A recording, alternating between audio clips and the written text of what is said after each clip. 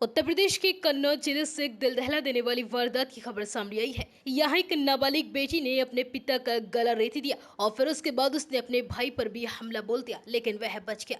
दरअसल घटना छिबरामऊ के करमुल्लापुर गांव की है। यहाँ 48 साल के अजय पाल राजपूत सौरिख ब्लॉक में तैनात थे और रात को वह घर में सो रहे थे। तभी उनकी 17 साल की बेटी ने हत्या कर डाली। पिता की हत्या के बाद बेटी हथौड़ा लेकर अपने भाई सिद्धार्थ के कमरे में भी जा पहुंची, लेकिन उसकी आंख खुल गई। बहन के वार से बचने के बाद भाई उठकर दूसरे कमरे में भागा और पिता की लाश देखकर वह चिल्लाने लगा। इसके बाद परिजनों ने दौड़कर बेटी को पकड़ लिया और हत्या क्यों की गई, पुलिस इसका भी पता कर रही है। पुलिस ने लड़की को फिलहाल हिरासत में ले लिया है। गांव के लोगों ने बताया कि लड़की का एक लड़के से अफेयर चल रहा था। माना जा रहा है कि पिता और भाई को इसके बारे में पता चल गया था। शायद यही वजह रही होगी कि लड़की ने पिता और भाई को रास्ते से हटाने की सोची। पुलिस आरोपी लड़की से फिलहाल अब पूछताछ में जुटी हुई है और साथ ही इस मामले में एक लड़के को भी हिरासत में लिया गया है। मृतक अजय पाल के 19 साल के बेटे सिद्धार्थ ने बताया कि रात 8 बजे के आसपास मैंने पापा और बहन के साथ में खाना खाया।